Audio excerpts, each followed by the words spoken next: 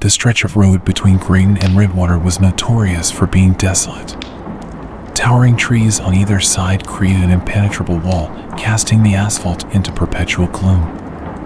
Locals would share tales of ghostly apparitions and mysterious disappearances, advising travelers to avoid it, especially after sunset.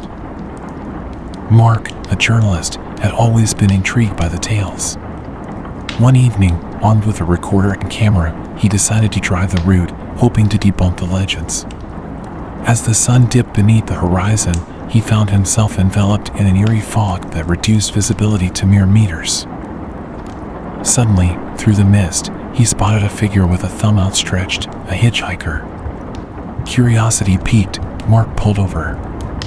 The hitchhiker, a woman in her late 20s, introduced herself as Alara.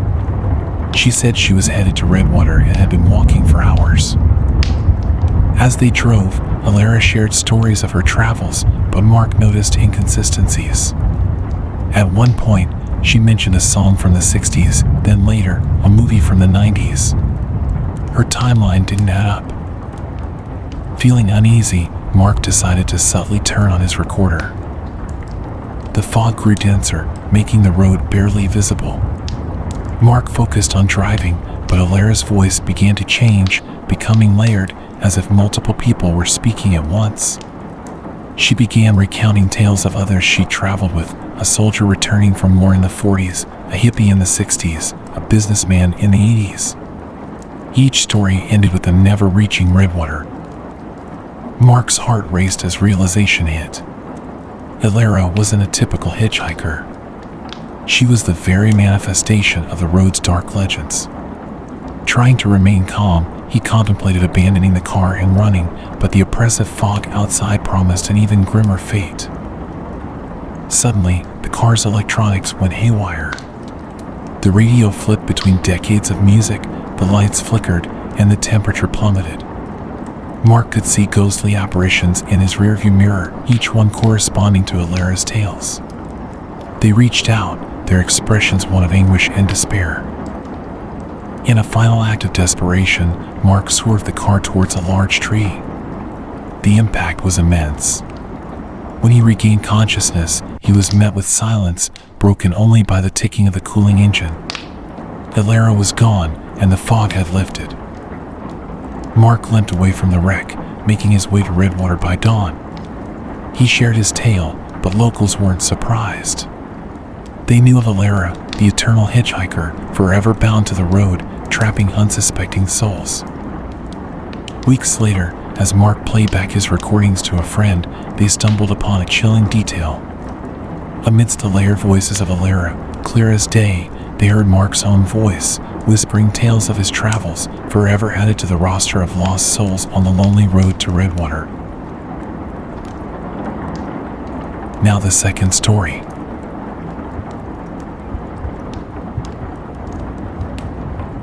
Martin had a penchant for late-night drives. The quiet of the night, the open road, it all felt therapeutic.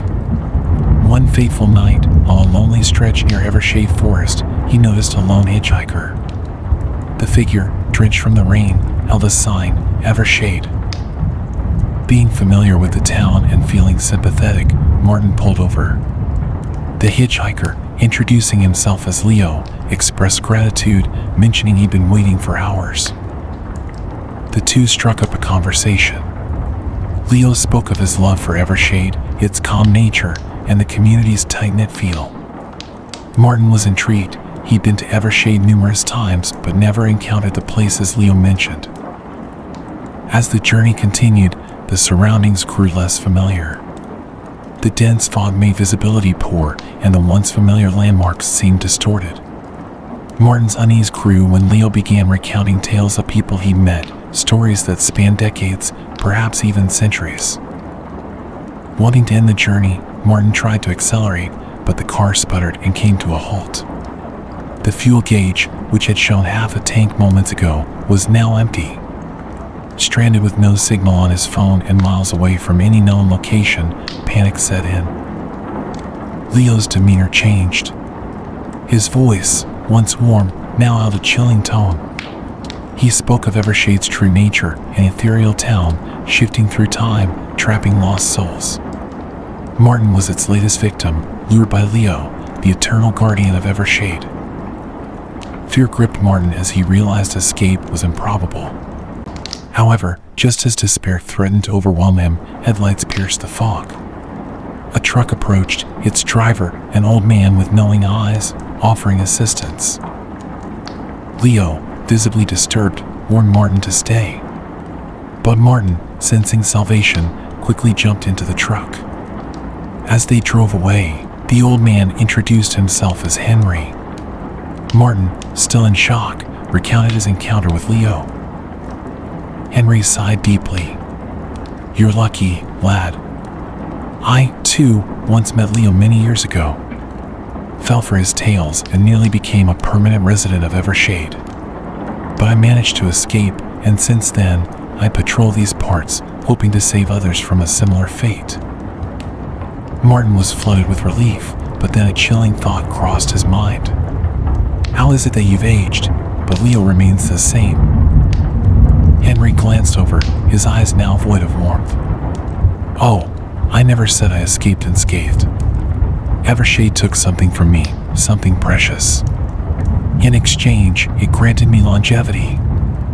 I can't save everyone, but every soul I divert from Leo gives me more time." The truck's interior grew cold as Martin realized the twist in his fate. He wasn't being saved, he was part of another's bargain. The road ahead seemed to stretch endlessly, leading not to his home, but to a different, darker part of Evershade where Henry reigned. Now the third story.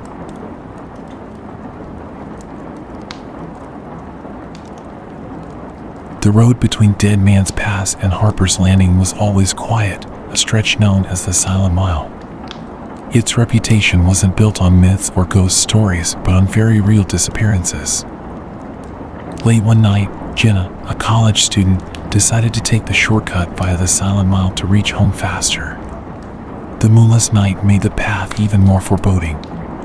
Jenna's car was the only source of light, its headlights piercing the thick darkness. About halfway through, her radio began emitting a series of unsettling, static-filled whispers.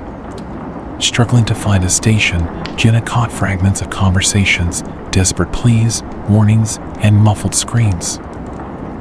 Suddenly, her headlights revealed a figure in the middle of the road, a woman in a white dress, her face obscured by long, dark hair. Jenna slammed the brakes, skidding to a stop just inches away. The woman slowly lifted her head, revealing hollow, lightless eyes and a mouth sewn shut. She pointed behind Jenna's car. Jenna dared to look in her rearview mirror and saw dozens of pale, ghastly figures emerging from the woods, each bearing disfigurements, some with twisted limbs, others with no faces, all moving towards her. Panicking, she tried to reverse, but the car wouldn't start. The radio's static grew louder, now mixed with the deafening silence outside. The figures closed in, their silent screams echoing in Jenna's mind. Just as they were about to reach her, another pair of headlights appeared in the distance, rapidly approaching. The figures scattered, disappearing into the woods. Jenna's car roared back to life. Without wasting a moment, she sped away. The car that had appeared was an old patrol vehicle, its siren now blaring, lights flashing.